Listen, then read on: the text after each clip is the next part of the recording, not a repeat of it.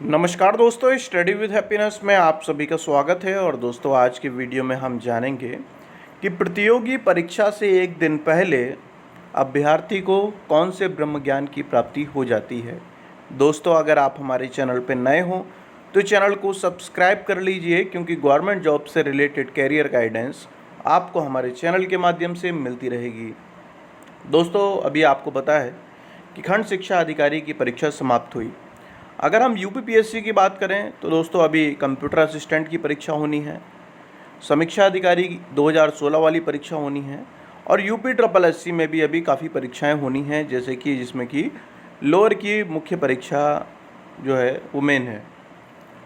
तो दोस्तों, होता क्या है, जिन लोगों ने परीक्षाएं दी होंगी और आप भी उनमें से ही एक होंगे, जब भी हमारी परीक्षा आती है तो लास्ट के जो 1-2 हफ्ते हैं ना दोस्तों, हम उसमें अपना इतना ज़्यादा टाइट शेड्यूल बना लेते हैं कि कभी कभी वो प्रैक्टिकली नहीं होता। और लास्ट वाला जो 3-4 दिन का बना रखा है कि भाई इसमें तो मैं करंट अफेयर करूँगा या इन सब चीज़ों का रिवीजन करूँगा, तो ये कई बार देखा गया है कि संभव नहीं हो पाता। और फिर आखिरी दिन ये एहसास होता है कि जो हम प्लानिंग कर रहे हैं वो कम से कम ऐसी होनी चाहिए ताकि पेपर के लास्ट दिन तक आपके पास ये कॉन्फिडेंस आ जाए कि कम से कम मैंने जितना पढ़ा है, जितने मैंने नोट्स बनाए हैं, उतनों का मैंने रिवीजन तो कर लिया है, वो मुझे कम से कम याद तो है।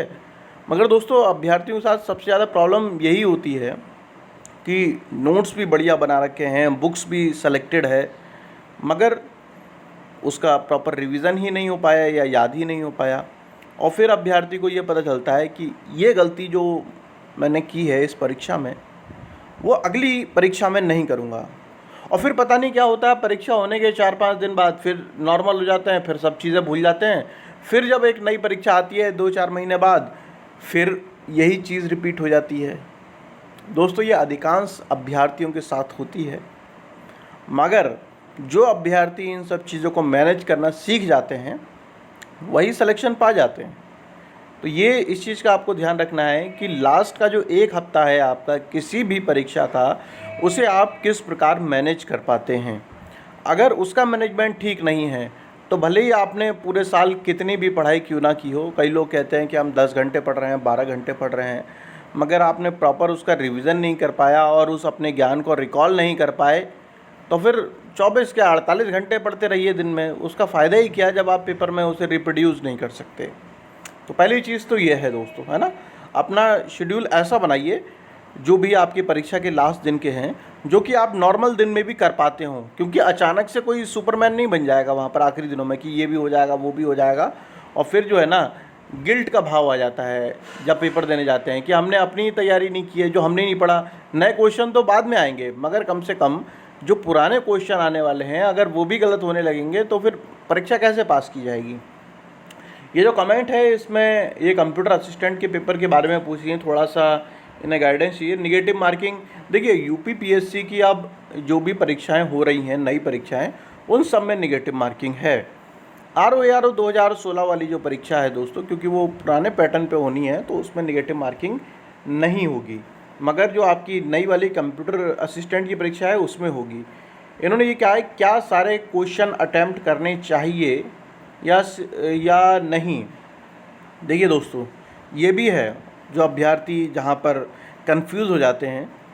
पेपर देने गए आप सोच के गए हैं कि मैं निगेटिव करूँगा ही नहीं, मगर फिर भी आप पहले अपने क्वेश्चन गिनते हैं, बोले कम पढ़ रहे हैं, थोड़ा सा जो है हम निगेटिव इसमें क्या कहते हैं, तुक्का खेलते हैं, और लगने लगता है कि जब 2 ऑप्शन जो है हमें पता है कि ये नहीं हो सकते तो बाकी 2 में तो खेला ही जा सकता है। तो जब दोस्तों इस तरीके से होता है तो ये भावनाओं में बह जाते हैं अभ्यर्थी। अक्सर देखा गया है कि कसम खा के जाते हैं कि भाई मैं गलत वालों को छूँगा नहीं, मगर फिर भी हर बार हर पेपर में यही होता है।